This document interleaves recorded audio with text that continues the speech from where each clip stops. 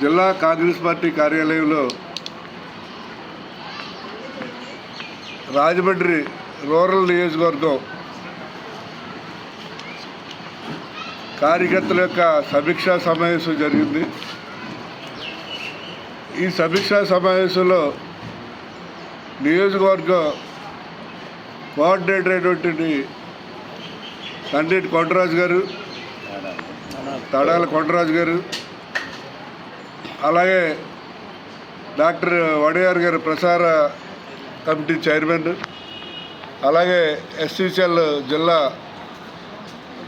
Chairman అయినటువంటి మన పుల్లయ్య గారు, పుల్లారావు గారు, అలాగే మన రాజానగరం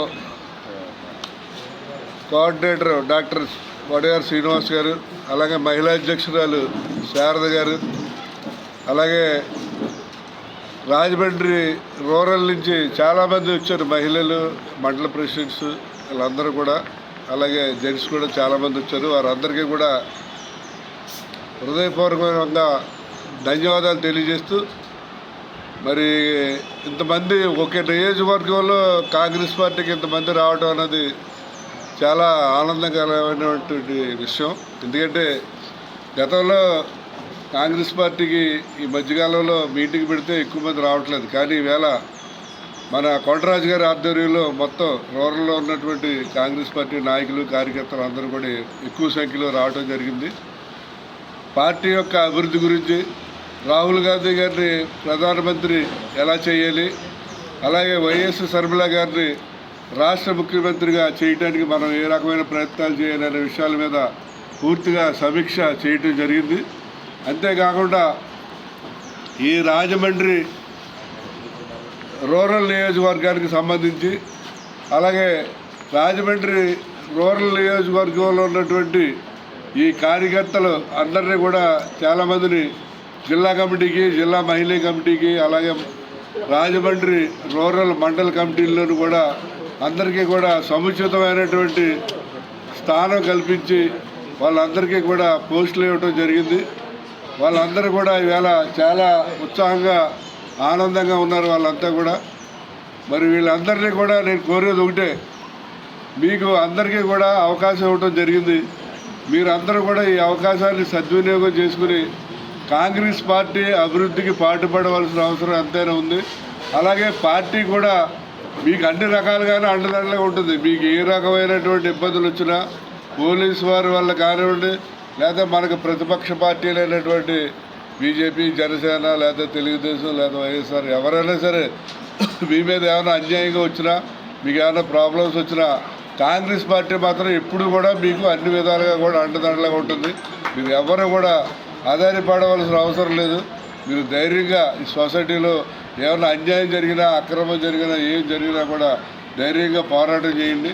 మీ వెనకాల ఎప్పుడు కావాలంటే ఇప్పుడు కాంగ్రెస్ పార్టీ వచ్చి మీతో పాటు నిలబడి పోరాటం చేస్తుందని సందర్భంగా తెలియజేస్తూ, మరి పదవులు అందుకున్న వారందరికీ కూడా మరొక్కసారి హృదయపూర్వకమైనటువంటి ధన్యవాదాలు తెలియజేస్తూ, మీరు సాయశక్తుల మన షర్మిలమ్మ గారిని ముఖ్యమంత్రి, అలాగే రాహుల్ గాంధీ గారిని ప్రధానమంత్రి అయ్యే వరకు కూడా మనం కష్టపడి పనిచేయవలసిన అవసరం ఉంది.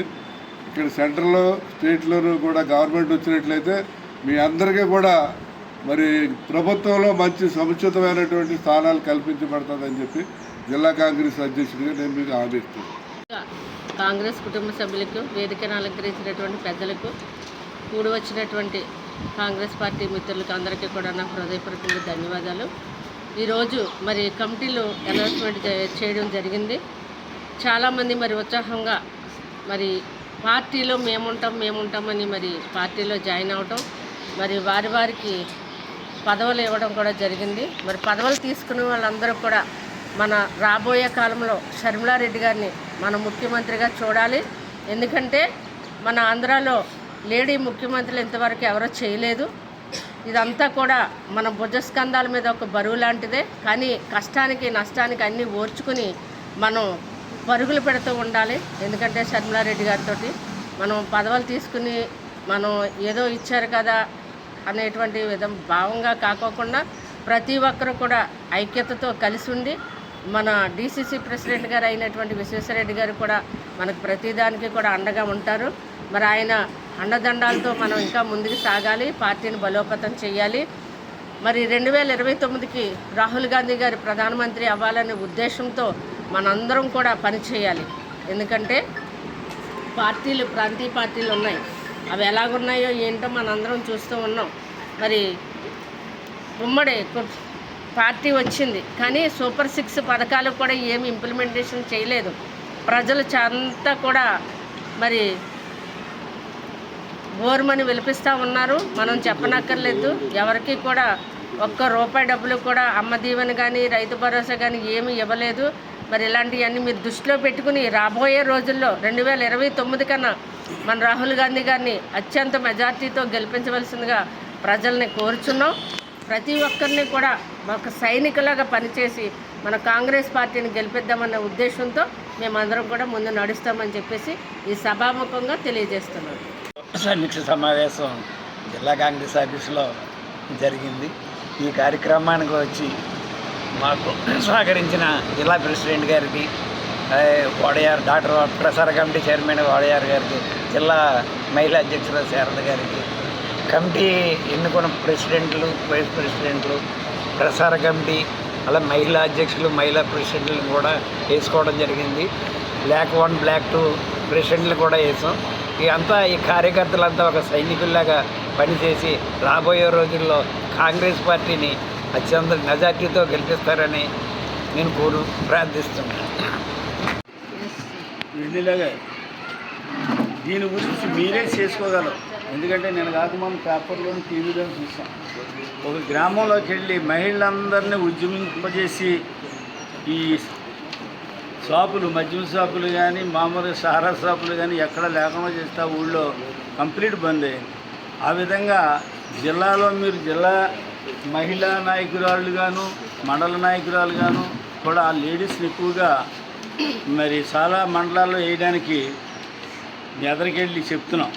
మహిళా అధ్యక్షురాలు, జిల్లా అధ్యక్షురాలు సమక్షంలో మీరంతా జాయిన్ అయ్యి ఒక ఉద్యమాన్ని లేవనెత్తాలంటే, మళ్ళీ ఇందిరమ్మ రాజ్యం ఇంటింట వైభోగం రావాలంటే, కాంగ్రెస్ పార్టీని బలోపేతం చేయాలంటే ఈ విధంగా చేయొచ్చు. ఈ విధంగా అంటే ఏదో నేను గొప్పవాడిని అనుకుంటే, మరి నేను చాలా గొప్పవాడిని అనుకుంటే ఇంకా ఎవరికల్లా గొప్పవాడం అయిపోతాం. అక్కడ మనం 10 మందిని సేకరించాలనేటువంటి అభిప్రాయంతో ఎదరికి వెళ్తున్నాం.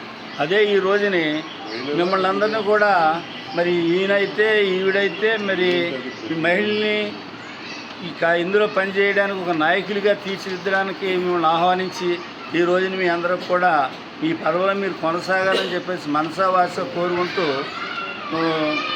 సరదాగా ఒక మీరు పని చేయండి అని మనం ఒత్తిడి చేసుకుని వాళ్ళు వస్తామంటే ఆహ్వానిస్తూ మీరందరూ కూడా కష్టపడి మనందరం కూడా పని చేసుకుని ఎదరికెళ్తే మనకి ఒక పదవి అక్కర్లేదు, ఏమక్కర్లేదు.